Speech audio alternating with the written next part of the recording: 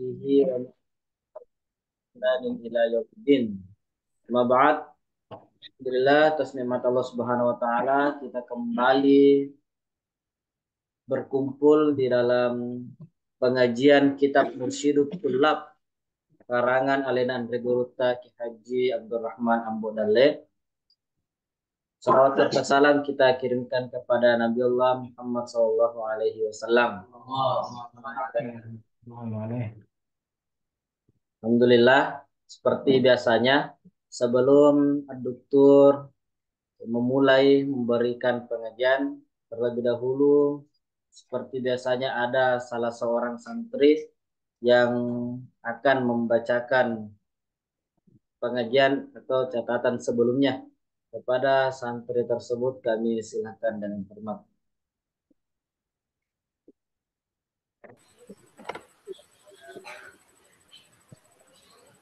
Assalamualaikum warahmatullahi wabarakatuh.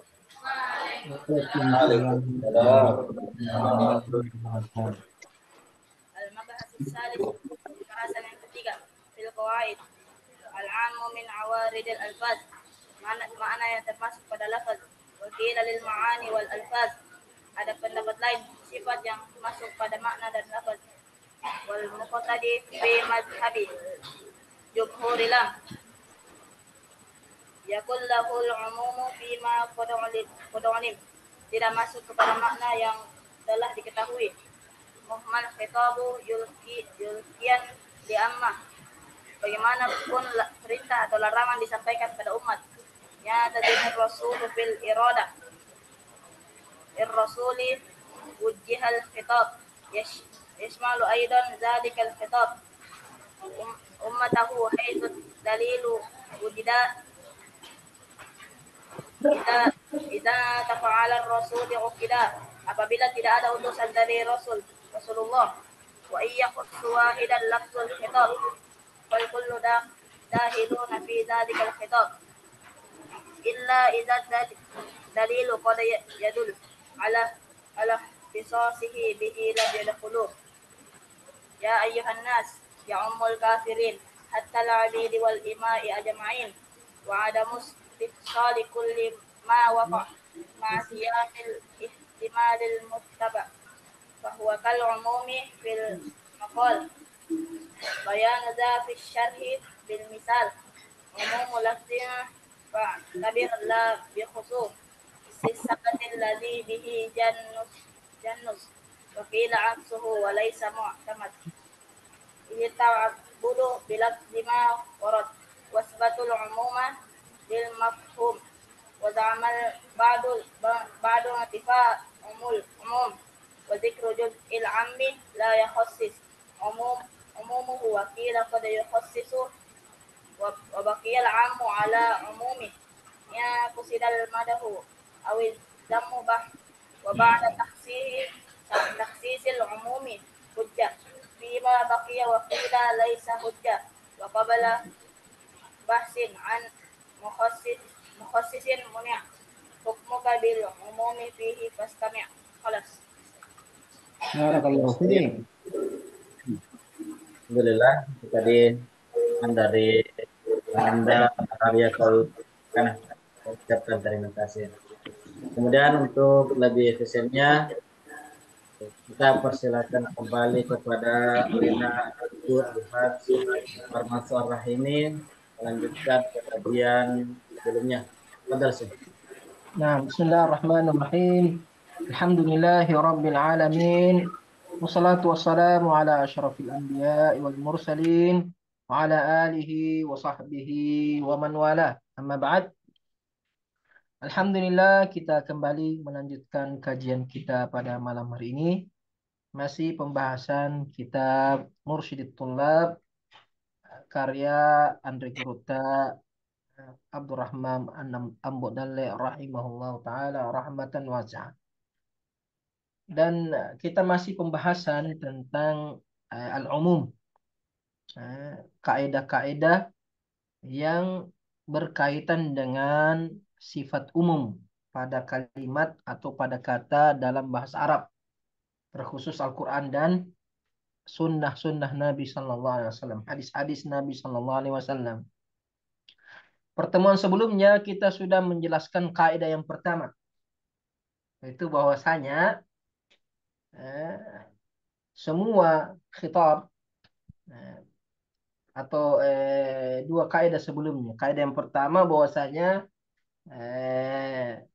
sifat keumuman itu adalah sifat yang masuk kepada lafaz atau sifat yang disandarkan kepada lafaz. Artinya sifat keumuman itu untuk lafaz saja. Ini lafaz umum.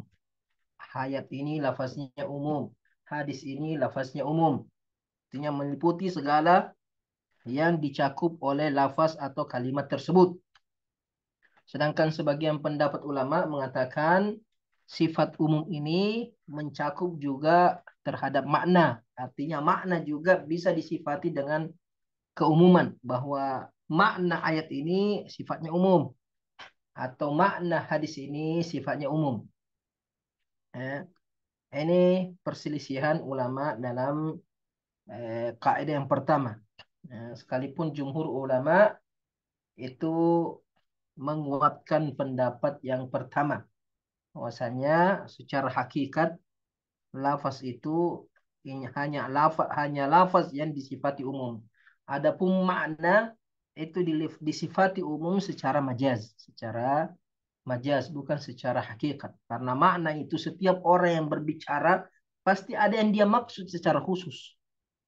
Artinya ketika orang itu berbicara, ketika menggunakan satu lafaz, pasti ada yang terbesit di pikirannya, tidak mencakup seluruhnya.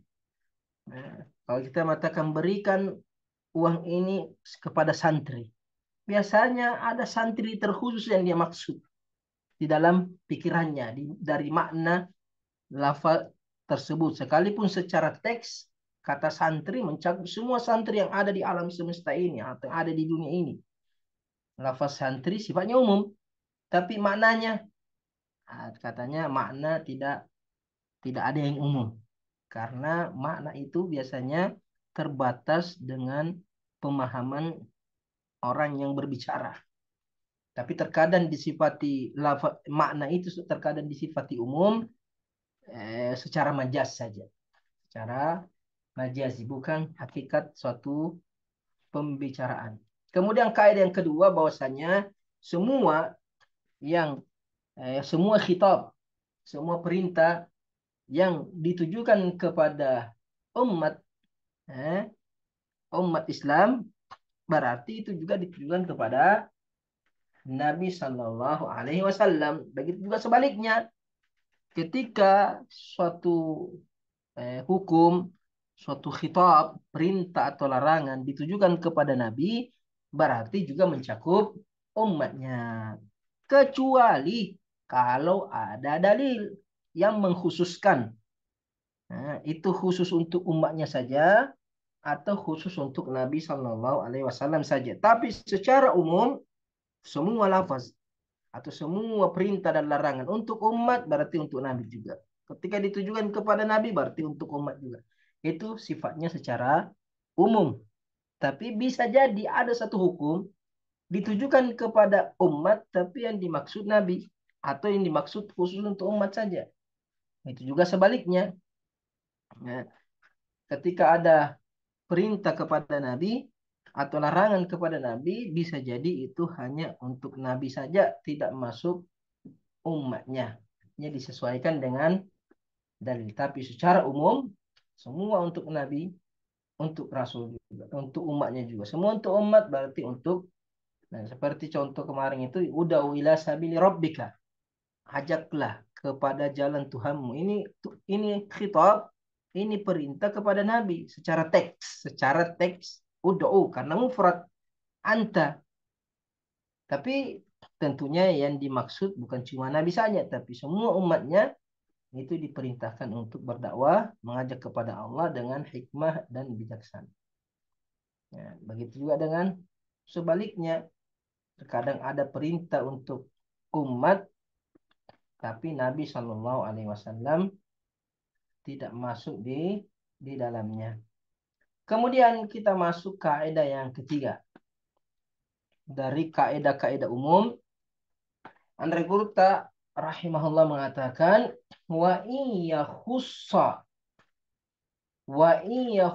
wahidan lafzul khitab fal kullu dakhiluna fi dzakal khitab illa idza dalilu qad yadullu ala ikhtisasihi bihi lam yadkhulu ya ayyuhan nasu ya ummul kafirin hatta al-abidi wal ima'i ajma'in. Ini kaidah yang ketiga. Ya. Bahwasanya iya khus wahidan lafzul khitab. Apabila ada satu lafaz khitab dikhususkan, ada satu kalimat atau kata dikhususkan, iya khus wahidan lafzul khitab. Ya. Artinya ucapan itu, khitab itu, lafaznya ucapan itu mengkhususkan atau dikhususkan kepada satu tertentu saja. Fal kullu dakhiruna fi dzakal khitab. Berarti yang tidak dikhususkan masuk kepada kalimat tersebut. Jadi yang dikeluarkan hanya yang dikhususkan saja. Sedangkan yang tidak dikhususkan berarti masuk. Ya. Contohnya, akrimit tullab illa zaidan. Akrimit tullaba, muliakan semua santri. Illa zaidan, kecuali zaid. Berarti yang dikeluarkan dari seluruh santri hanya zaid. Berarti selain zaid masuk kepada perintah. Berarti harus dimuliakan. Hanya zaid saja yang tidak masuk. Berarti, jadi kalau ada lafaz umum, kemudian lafaz umum itu mendapatkan taksis, pengecualian. Satu atau dua, tiga orang, berarti yang tidak dikecualikan masuk pada keumuman lafaz tersebut. Masuk pada keumuman lafaz tersebut. Kecuali yang di khususkan. Seperti kalimat la ilaha. Tidak ada sesembahan yang berhak disembah illallah. Kecuali Allah. Berarti hanya Allah yang berhak disembah. Semua selain Allah berarti masuk ke dalam keumuman. Bukan Tuhan yang berhak disembah. Karena la ilaha ini sifatnya umum. Nakirah fi siyakin nafi. Tufidul umum. Ahad ini isim nakirah. La ilah. La ilah. Ilah di sini nakirah. Diawali dengan la. Nafiyah. Berarti sifatnya umum. Kemudian ada pengecualian. Allah, illallah. Berarti hanya Allah yang keluar dari penolakan, penafian Tuhan yang berhak disembah. Tidak ada yang berhak disembah kecuali Allah. Berarti selain Allah, semuanya tidak berhak disembah. Hanya Allah saja yang berhak disembah. Kemudian kata Regurta illa idza dalilu qad yadullu, kecuali kalau ada dalil bahwa yang lainnya juga dikeluarkan. Ala ikhtisasihi bihi lam yadkhulu. Kecuali jika ada dalil yang menunjukkan pengkhususan untuk dia sehingga tidak masuk pada keumuman lafaz tersebut. Jadi semua yang tidak dikecualikan masuk kepada keumuman. Ketika ada lafaz umum, kalimat umum, kemudian ada yang dikecualikan, berarti yang keluar hanya yang dikecualikan, yang dikhususkan, sedangkan yang lain itu masuk pada keumuman lafaz, kecuali kalau ada dalil. Contohnya, ya ayuhan nas, ketika dalam Al-Quran disebutkan, ya ayuhan nas, ya umul kafirin, berarti mencakup semua orang kafir. Nas, karena semua manusia. Yang penting manusia berarti mencakup orang kafir juga masuk, ya ayuhan nas. Ya ayuhan nasu taqu rabbakum. Wahai sekalian manusia, bertakwalah kepada Tuhanmu. Berarti perintah bertakwa di sini Bukan hanya orang beriman saja, tapi seluruh orang manusia, termasuk orang kafir, hatta al-abidi wal ima, sampai budak laki-laki dan budak perempuan juga, ajma'in semuanya. Yang penting dia manusia. Ya, yang penting dia manusia. Masuk dalam kalimat ya ayuhan nas. Ya ayuhan nas. Alif lamnya di sini alif lam istighraqil jins. Semua jenis manusia masuk dalam panggilan ini. Ya ayuhan nas.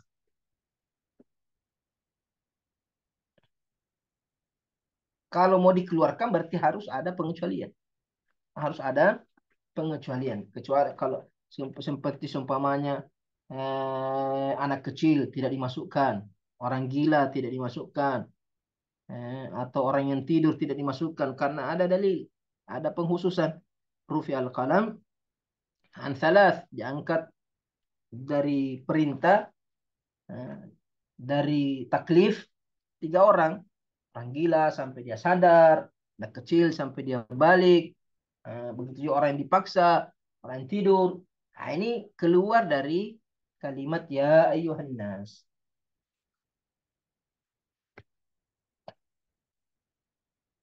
Kaidah selanjutnya, kaidah yang keempat. Kaidah yang keempat,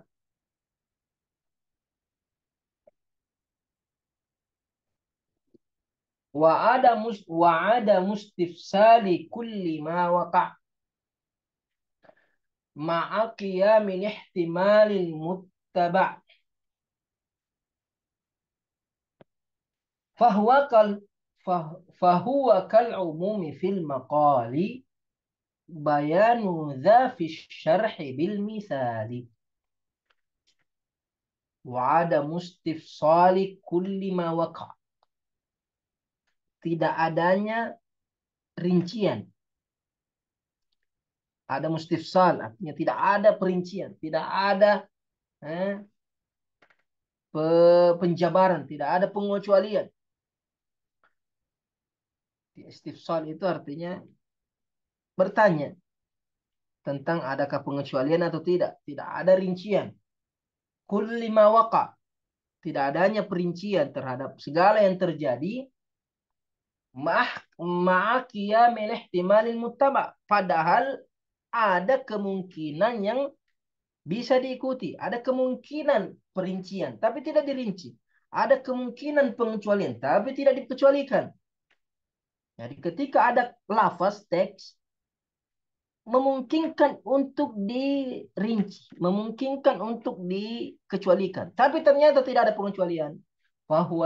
Fahuwa kal umumi fil maqal. Berarti itu menunjukkan keumuman dalam ucapan.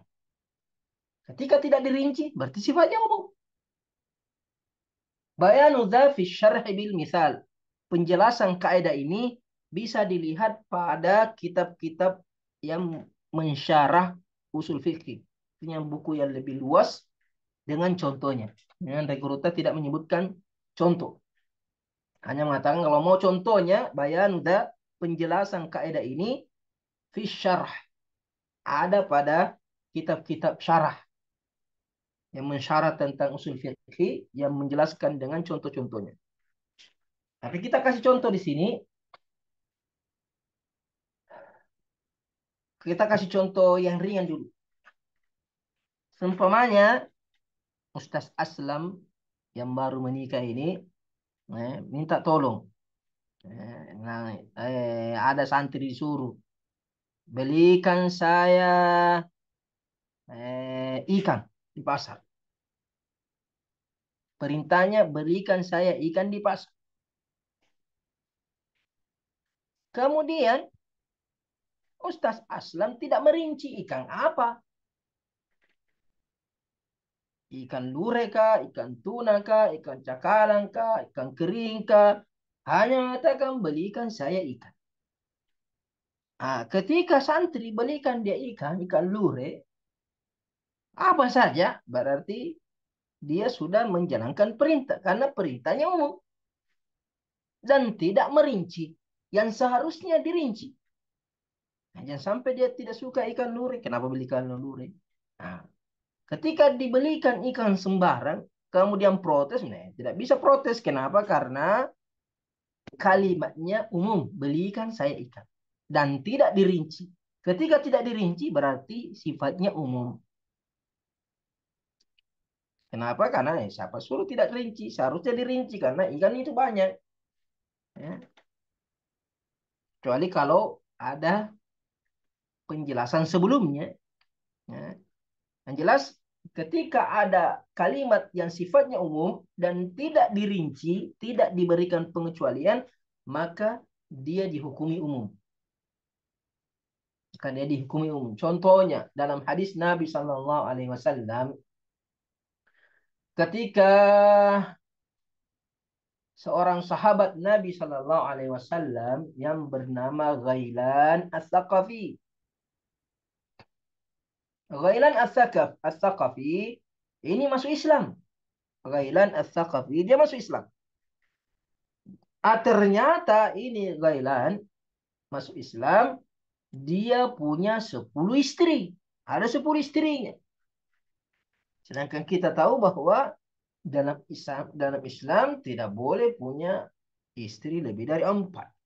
Nah ini Ghailan punya 10 istri. Maka Nabi Shallallahu Alaihi Wasallam berkata kepada Ghailan, amsik arba'an.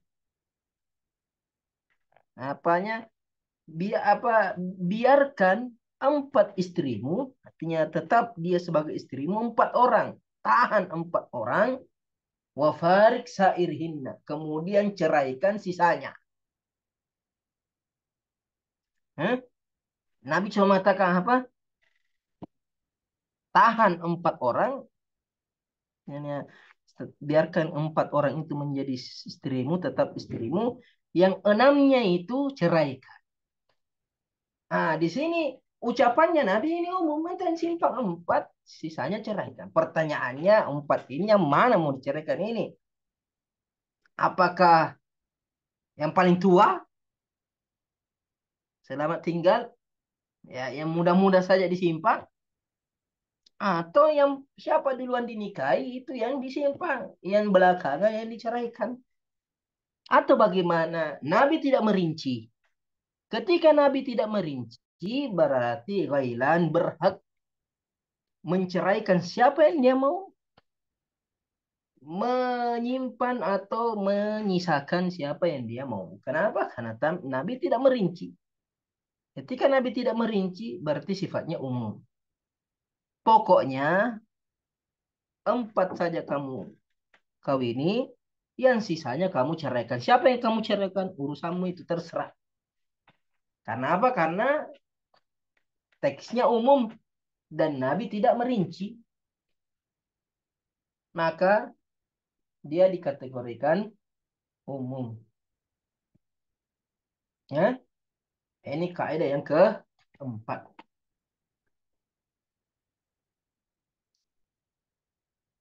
Kita masuk kaidah yang kelima. Andre Guruta mengatakan apa? Umumu lafzin fa'tabir la bi khususis.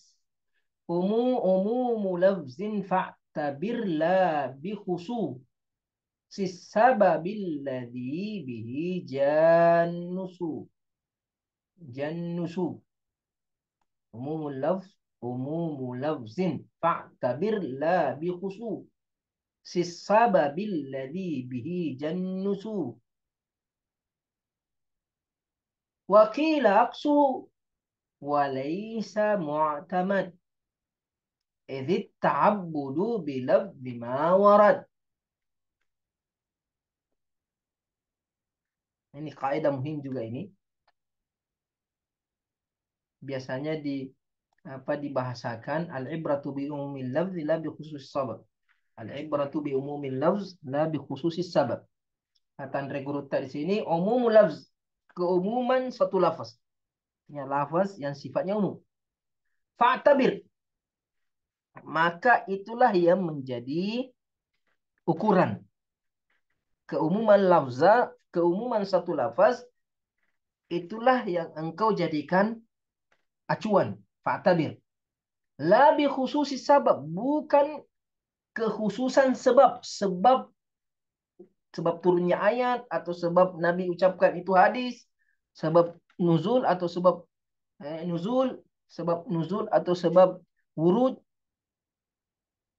bukan kekhususan sebabnya yang menjadi acuan, yang menjadi acuan. Alladzi bihi jan nusus, sebab yang dengannya teks nas itu datang. Jan nusus, ja'an nusus maksudnya, ja'a an nusus.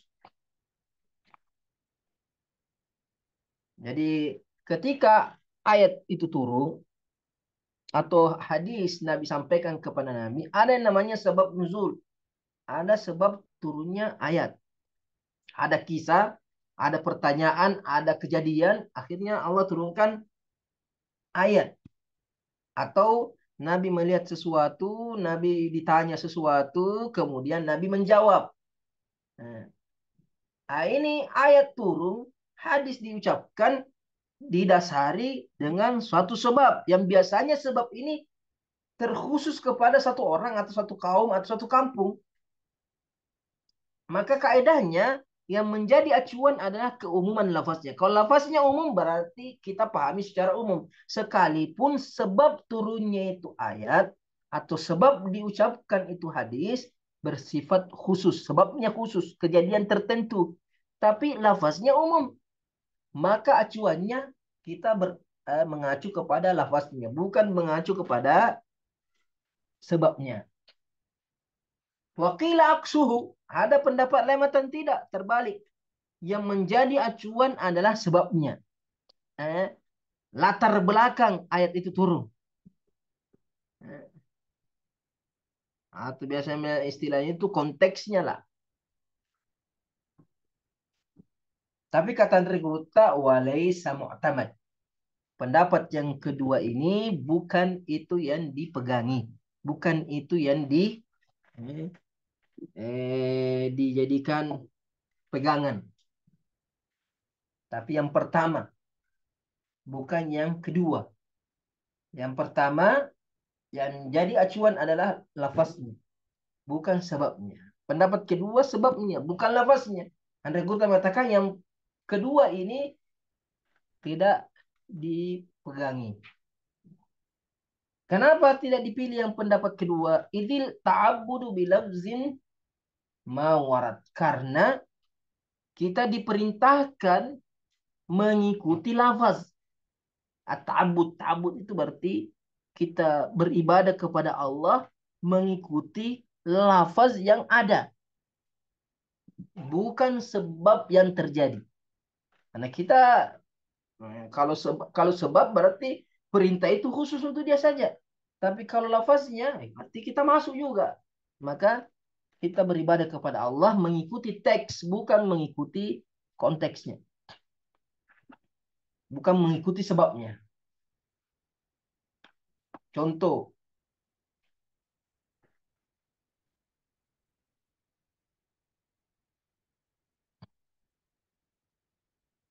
hadis Abdullah bin Mas'ud. Hadis Abdullah bin Mas'ud. Ada seorang laki-laki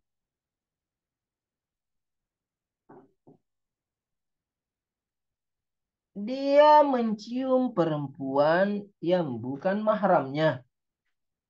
Bahaya ini. Jadi ada laki-laki piti cium-cium, sembarna cium. Mencium wanita yang haram.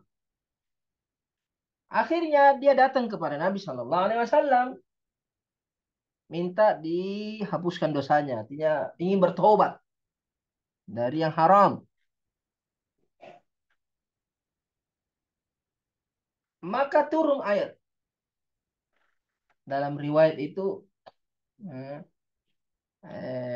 Nabi Shallallahu Alaihi Wasallam ketika orang ini datang sudah masuk waktu salat, qamat salat. Artinya Nabi tidak menjawab pertanyaan orang ini, pergi salat dulu. Kemudian ketika setelah salat orang ini datang lagi, Rasulullah, saya ini melakukan maksiat, tahir nih, bersihkan saya. Kata Nabi, kamu tadi ikut salat kah? kamu tadi ikut salat sama kami. Katakan, iya ya Rasulullah saya ikut. Akhirnya mengatakan saya dituruni ayat ini. Ayat apa? Wa aqimis salata tarafain nahari wa zulafan minal laili innal hasanati yudhibnas sayyiati. Dzalika dzikra lidzakirin. Allah mengatakan dirikanlah salat tarafain nahar di ujung awal siang. Apa ujung awal siang? Salat subuh. Hah? Salat salat subuh, salat duhur, salat asar. Atau sebagian ulama mengatakan salat duhur dan asar. Wa zulafan minal lail. Kemudian sebagian di malam hari.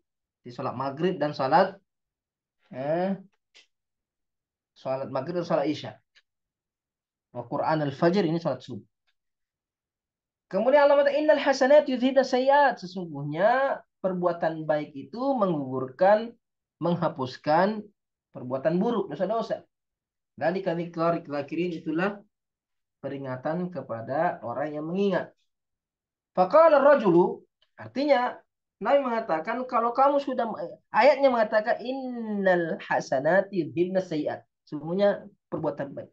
Ah, ini sahabat ini kan sudah berbuat maksiat, kemudian salat bersama Nabi, maka salatnya itu bersama Nabi sudah menggugurkan dosa sebelumnya. Karena lafaznya teksnya innal hasanati yudhibna sayyiat. Berarti semua kebaikan menggugurkan dosa-dosa. Faqala rajulu, orang ini bertanya kepada Nabi, Aliyah, Aliyah hadihi ya Rasulullah. Ya Rasulullah, apakah ini ayat khusus untuk saya?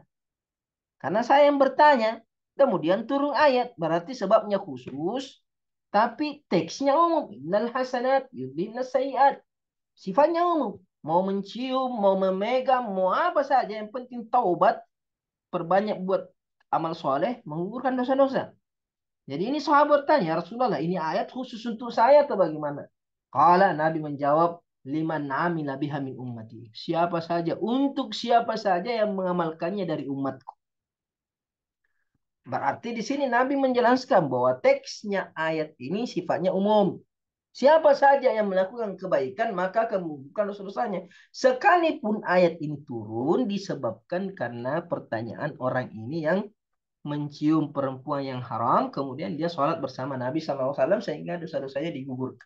Ya, sekalipun kejadiannya khusus, tapi karena teksnya umum, maka kita pahami secara umum. Karena yang menjadi acuan adalah teksnya, lafaznya bukan sebab kejadian turunnya ayat tersebut.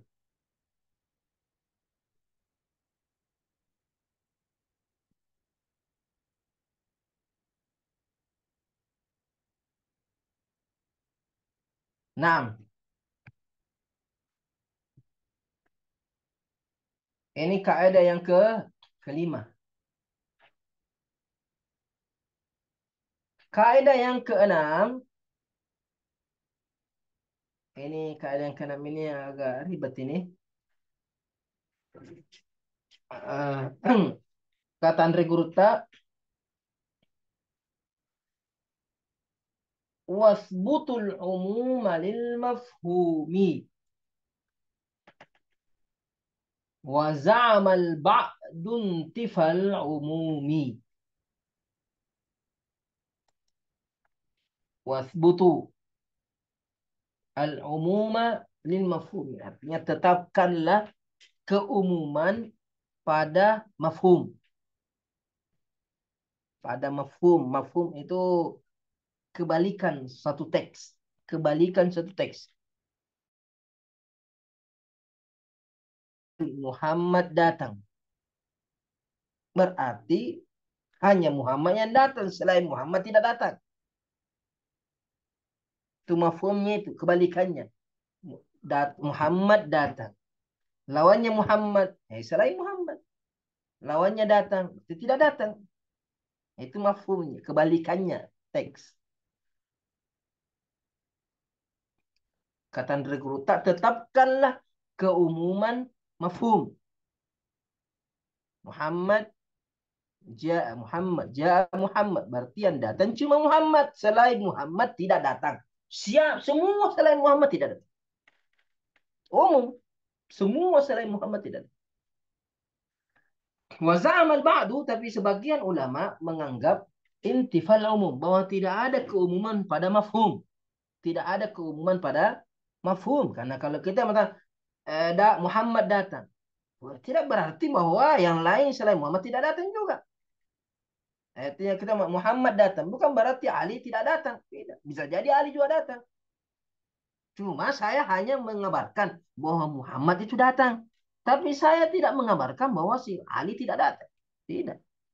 Nah, itu pendapat kedua. Jadi ada yang berpendapat mafhum itu bersifat umum atau eh, menetapkan keumuman mafhum. Sedangkan pendapat kedua tidak menetapkan, menolak keumuman mafhum, bahwa mafhum itu tidak bisa diartikan secara umum, sifati umum. Muhammadun Rasulullah. Muhammad adalah utusan Allah. Berarti selain Muhammad bukan utusan Allah, berarti Nabi Musa bukan utusan Allah, Ibrahim bukan utusan Allah. Nah, itu maksudnya. Nah, ini kaidah yang keenam. Nah, ini masalah mafhum ini ada pembahasannya khusus sebenarnya ini. Mafhum itu ada dua. Ada dua jenis mafhum. Ada lebih sebenarnya. Ada namanya mafhum muwafaqah, mafhum mukhalafah, mafhumul adad, mafhumul sifah, mafhumul laqab, mafhumul syarat, mafhumul ghayah. Banyak sekali mafhum. Yang ini jadi saya tadi bilang mafhum itu artinya apa? Makna terbalik dari satu teks, makna kebalikan dari satu teks. Yang yang yang dipahami secara umum, mafhum yang bisa dipahami secara umum itu hanya dua bagi kata ulama.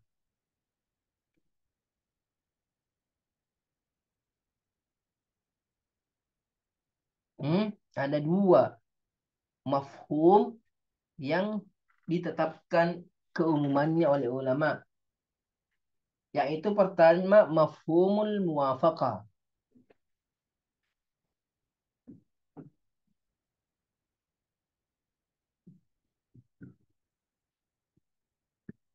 Mafhum muwafaqah artinya makna di balik teks yang sejalan dengan makna teks. Artinya makna tersirat lah, makna tersirat dari suatu teks, bukan kebalikannya. Beda dengan mafhum mukhalafah. Mafhum mukhalafah itu makna kebalikannya. Cuma biasanya kalau orang mengatakan mafhum, biasanya itu makna kebalikannya yang paling dominan. Tapi kalau kita mata mafhum muwafaqah berarti makna yang tersirat dari satu teks yang mana makna ini tidak menyelisihi makna yang dicantumkan dalam teks. Contohnya firman Allah Subhanahu wa taala, "Innal ladzina ya'kuluna amwalal yatama dzulman innama ya'kuluna fi butunihim nara." Sungguhnya orang yang memakan harta anak yatim secara zalim, tidak benar, berarti dia memakan dalam perutnya api neraka. Berarti yang dia makan itu api neraka. Ini teksnya mencantumkan makan. Makan. Tapi mafhum muafakanya teks ini, teksnya cuma makan. Bagaimana kalau dia minum? Bagaimana kalau dia pakai? Bagaimana kalau dia jual? Bagaimana kalau dia hadiahkan? Apakah masuk kepada ayat? Maka masuk juga kepada ayat. Semua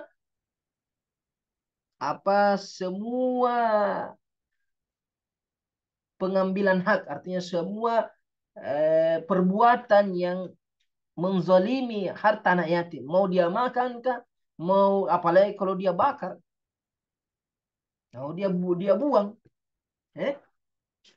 Jadi teksnya hanya mencantumkan tentang makan, larangan memakan. Sedangkan mafhum muwafaqahnya berarti termasuk juga dilarang menjualnya secara zalim, ya, atau memakainya kalau itu pakaian. Ya. Yang jelas ayat ini secara teks larangan makan harta anak yatim, tapi secara tersirat mencakup semua aktivitas yang merugikan pada harta anak yatim. Ini namanya mafhum muafakah. Nah, mafhum muafakahnya ayat ini sifatnya semua yang merusak harta anak yatim dilarang dengan ayat ini. Bukan dari teksnya, tapi dari mafhum muafakahnya. Sama seperti ketika Allah mengatakan wala taqul lahuma uff. Janganlah kalian berkata uf kepada kedua orang tuamu. Apakah hanya kata uf, uf, uf? Bagaimana kalau dia balok-baloki bapaknya? Dia caci maki bapaknya, kedua orang tuanya. Eh? Nah, itu lebih parah lagi. Berarti ini mafhum muafakah. Semua yang menyakiti kedua orang tua itu dilarang. Sekalipun teksnya hanya mencantumkan kata uf, ish, enggak deh. Disuruh beli apa? Nah, ada deh. Nah, itu nak kemising. Nah, itu mafhum muafakah. Jadi mafhum muafakah itu bersifat umum. Usbutul umuma fil mafhumi. Mafhum muafakah.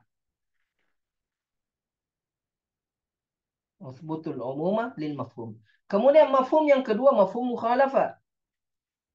Mafhum mukhalafah. Mafhum mukhalafah saya bilang tadi kebalikannya. Contohnya hadis Nabi sallallahu alaihi wasallam, "Idza balagal ma'u qullataini lam yahmilil khabath."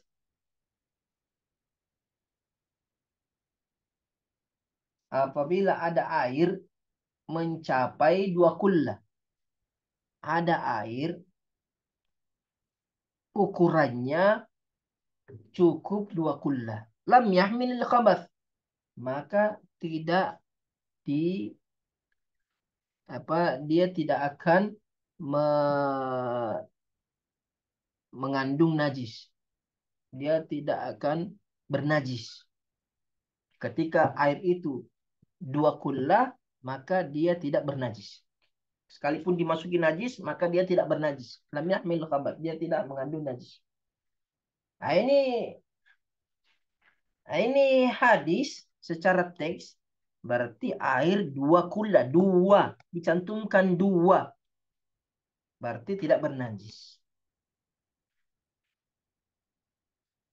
Bagaimana kalau ukuran 2?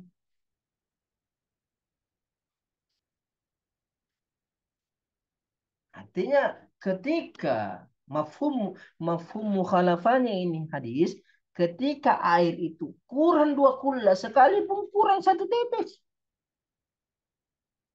kurang pokoknya tidak cukup 2 kullah, berarti ketika dimasuki najis dia bernajis. Nah, itu mafhum mukhalafahnya.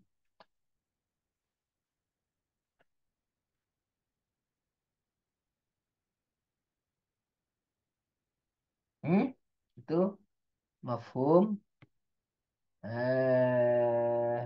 mukhalafahnya. Nanti semua air yang kurang 2 kullah berarti dia bernajis.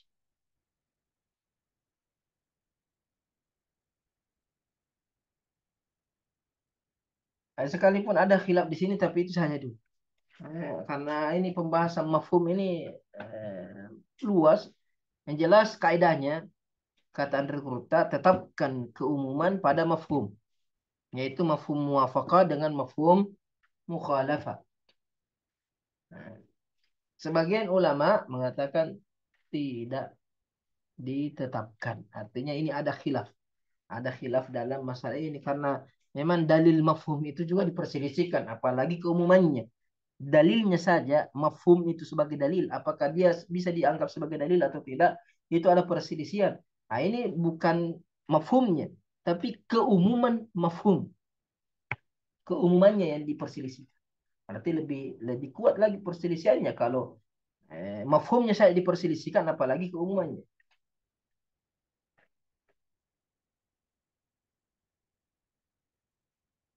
Kita masuk kaidah yang ketujuh. Kaidah yang ketujuh, kata Andre Gurupta, wa dzikru juz'il ammi la yukhassisu umumuhu wa qila qad yukhassisu.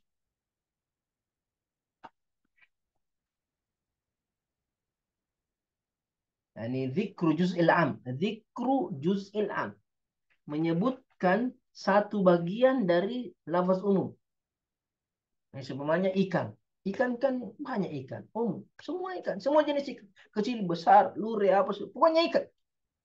Tapi ketika saya sebut contohnya, lure atau tuna, berarti saya menyebutkan satu bagian dari lafaz umumnya ikan. Saya sebutkan contoh. La yukhassisu umumuhu, berarti tidak mengkhususkan keumumannya. Tidak mengkhususkan keumumannya.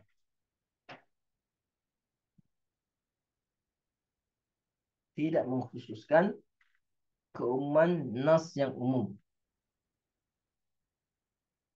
Kecuali ada dalil.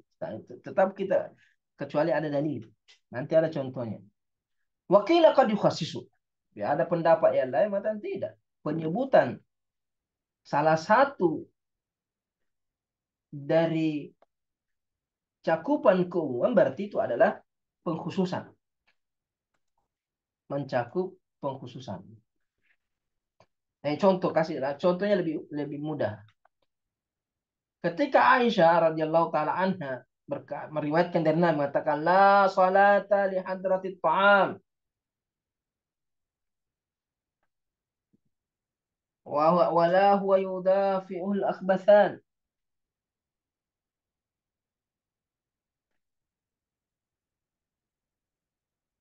La salata bi hadratit ta'am. Tidak tidak sah, tidak sempurna salat, karena yang ditolak di sini kesempurnaannya. Tidak sempurna salat ketika makanan dihidangkan. Artinya ketika makanan sedang dihidangkan, kemudian dia pergi sholat. Padahal dia ingin sekali makan. Dia bilang pergi sholat dulu sebentar makan. Ketika dia sholat, dia pikir terus makanannya. Berarti tidak sempurna sholatnya ketika makanan sudah dihidangkan. Berarti ini hadis sifatnya umum. Makanan apa saja. Mau makan malam, makan siang, makan pagi. Pokoknya makanan.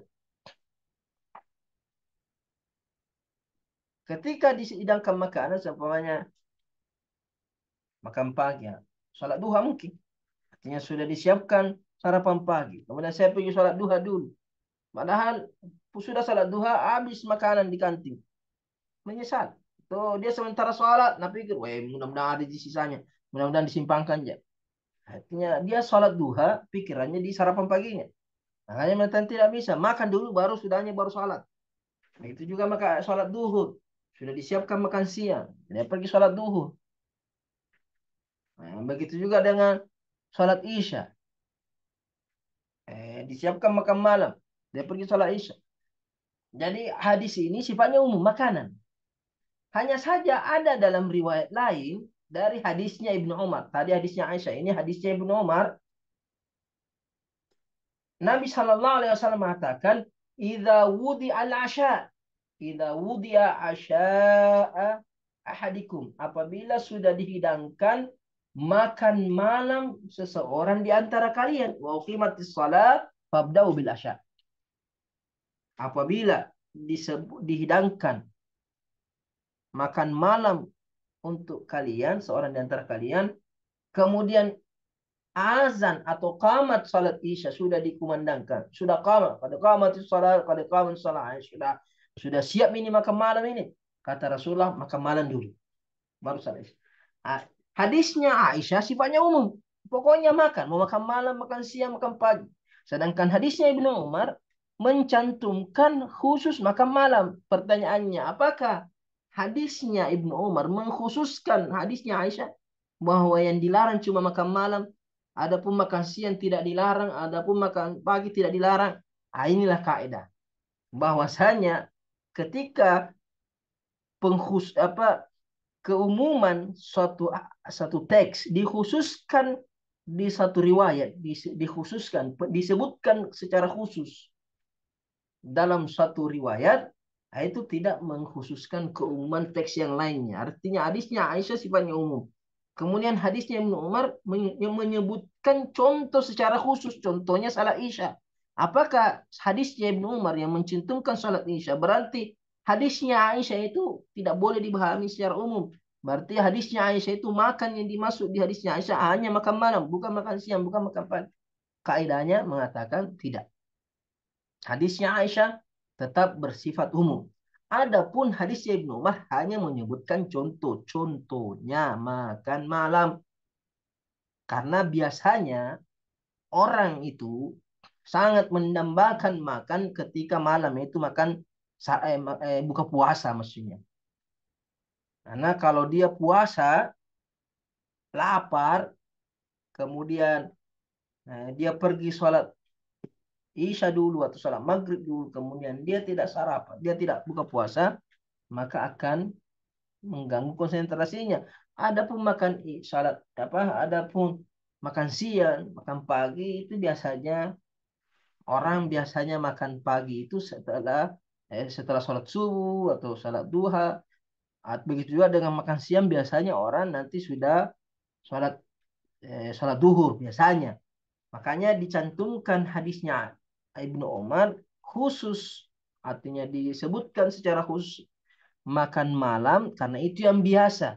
Tapi bukan berarti kalau makan siang, makan pagi, boleh sholat sekalipun hidangan sudah disiapkan. Tidak seperti itu. Karena hakikatnya sama, itu menghilangkan kekhusyuan. Mau makan malam, mau makan siang, mau makan pagi, ketika makanan dihidangkan, kemudian dia sholat, itu akan mengganggu kekhusyuan sholatnya.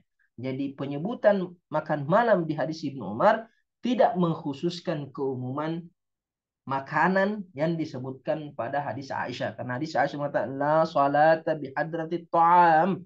Ta'am termasuk asya, gada, fitar. Makan pagi, iftar.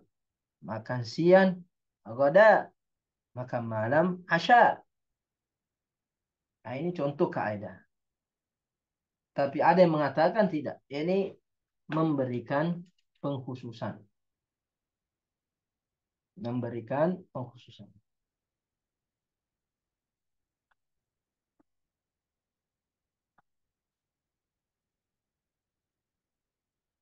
Itu satu saya contohnya. Karena ini contohnya ini akan berdampak kepada hukum fikih. Nah, biasanya hukum fikih terkadang dalilnya bukan cuma kaidah, tapi ada dalil-dalil lain, makanya tidak tidak bisa kita jabarkan karena nanti tambah pusing lagi kalau kita jelaskan hukum fikihnya. Yang jelas pahami kaidahnya, pahami contohnya. Adapun hukum fikihnya jangan pusing dulu hukum fikihnya.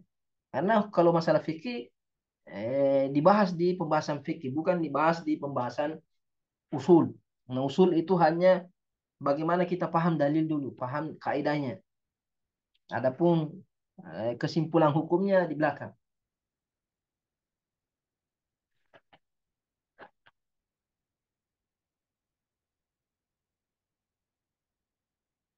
Delapan, sembilan, 10. Ada 3 kaidah lagi. Nanti pertemuan berikutnya kita baca ini kaidah yang ke-8, ke-9 dan ke-10. Karena agak ribet juga ini yang ke-8 ini. Insyaallah. Jadi kita sampai ke kaidah yang ke-7 saja.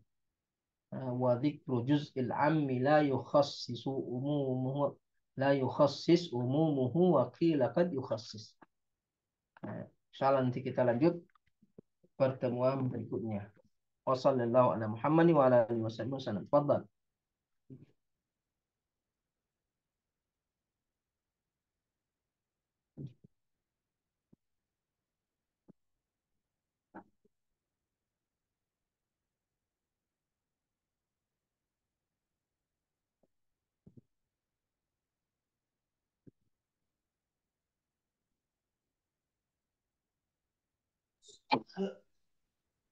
Afwan Syekh, yang Hmm.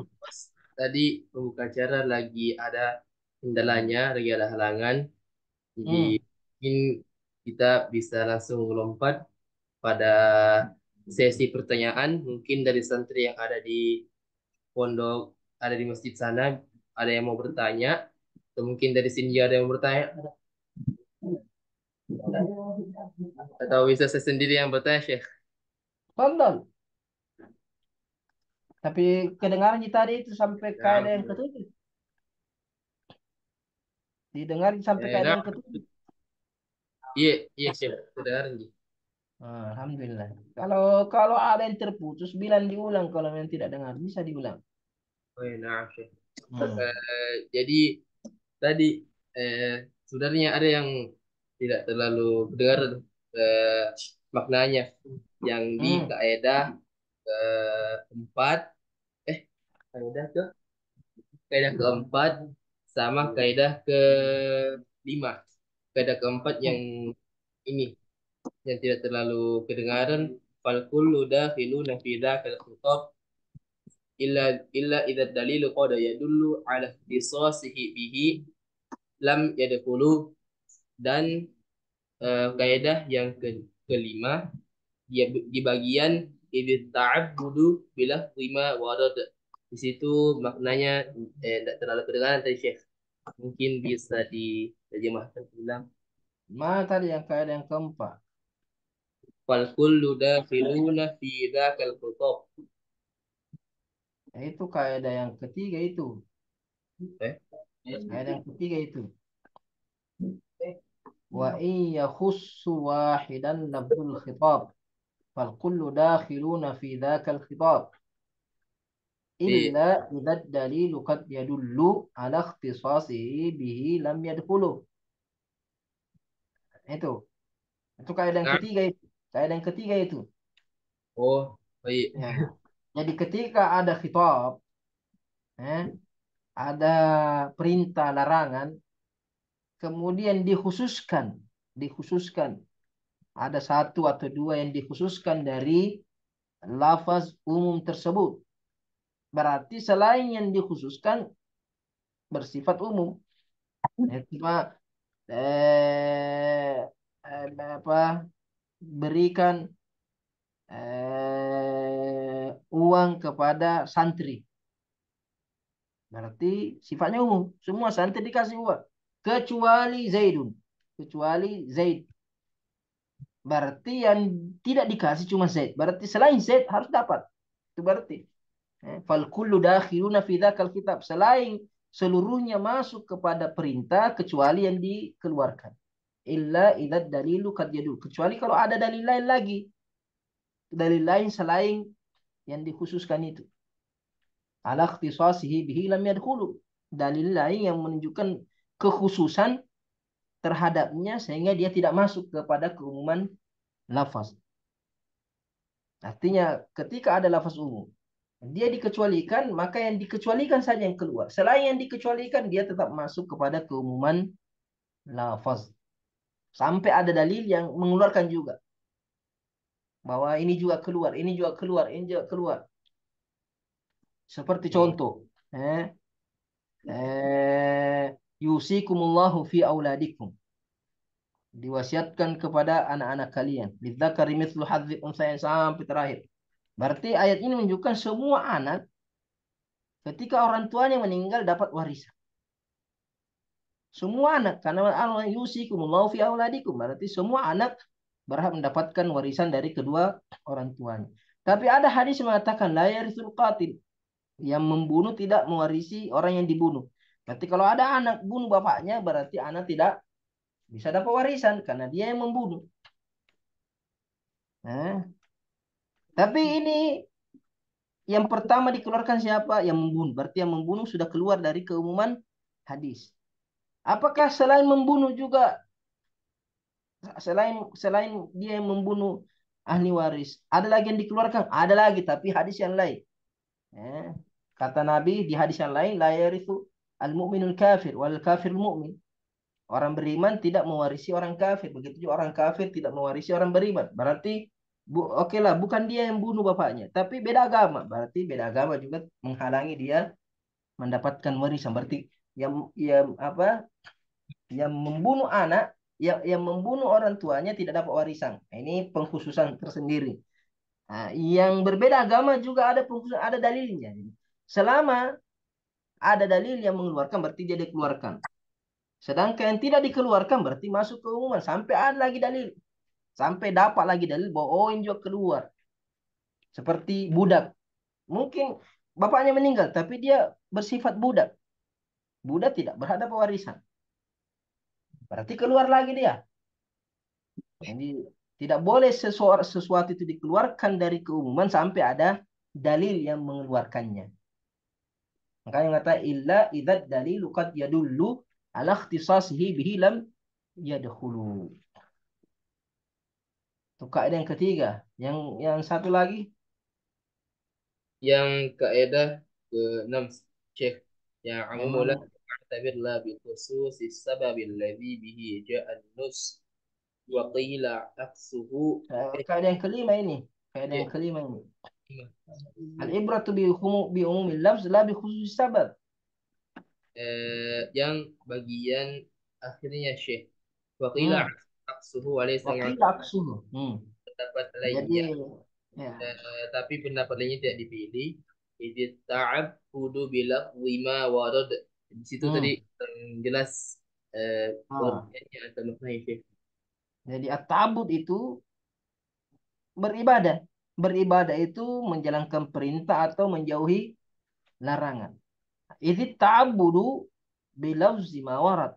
Ta'abbud itu penghambaan itu menjalankan perintah dan menjauhi larangan itu dengan lafaz yang ada, dengan lafaz yang dicantumkan dalam Al-Quran atau hadis, bukan sebab itu biasanya berkaitan untuk satu dua tiga orang saja, makanya sebab tidak bisa dijadikan acuan hukum. Yang dijadikan acuan hukum adalah teksnya, karena teksnya itu meliputi semua orang. Makanya ta'abbud itu dengan lafaz, bukan dengan sebab. Karena kalau sebab hampir beberapa ayat itu turun karena sebab tertentu. Jadi kalau kita jadikan acuan sebabnya, berarti kita semua ini tidak masuk dalam ayat atau hadis. Kenapa? Karena ada beberapa ayat turun karena orang tertentu. Nabi mengucapkan hadis kepada orang tertentu. Kalau sebabnya yang dijadikan ukuran, berarti kita tidak masuk. Berarti dia saja yang masuk itu, yang ditemani bicara oleh Nabi, yang turun di masa ayat itu. Nah, itu tidak mungkin. Berarti agama ini hanya khusus untuk mereka saja. Makanya beribadah itu kita mengikuti teksnya. Ketika teksnya umum, lafaznya umum, nah berarti kita masuk. Sekalipun kisah yang melatar belakangi turunnya ayat atau sebab Nabi menyampaikan suatu hadis itu sifatnya umum, sifatnya khusus. Tapi teksnya, lafaznya umum, maka kita diwajibkan mengikuti lafaznya, bukan mengikuti sebabnya. Sedangkan pendapat kedua mengatakan tidak. Pendapat kedua ini yang ditolak oleh Andre Gurta, dan ini memang tertolak.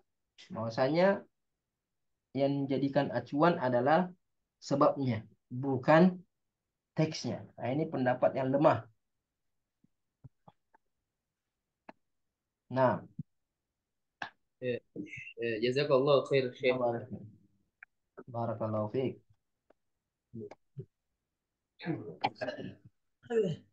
Baik, mungkin di kampus satu Dede Berat ada yang ingin bertanya, silakan.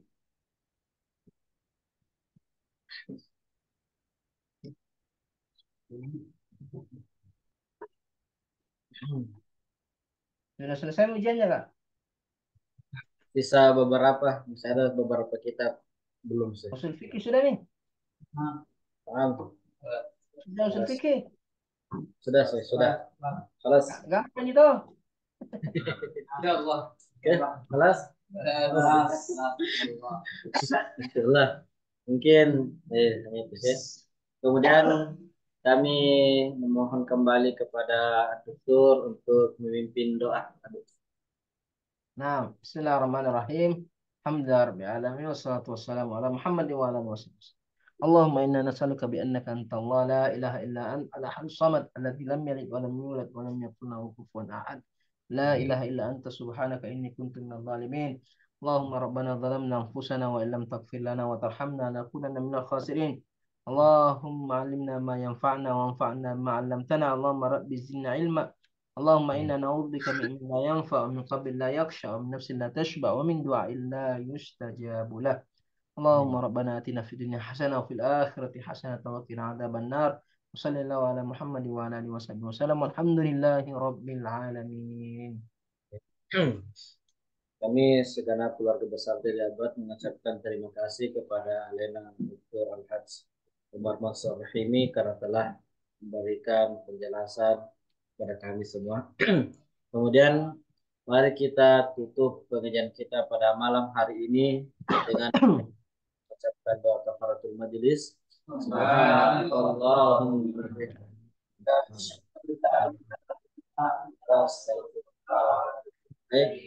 wabillahi taufiq wa ta'awat wal irsyad. Wassalamualaikum warahmatullahi wabarakatuh. Waalaikumsalam warahmatullahi wabarakatuh.